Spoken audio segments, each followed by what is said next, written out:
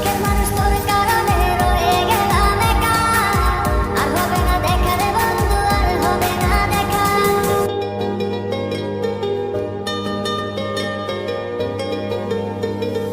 অন্তরেতে কিসের জ্বালা বলিব যে কারে, শখের মানুষ আঘাত দিল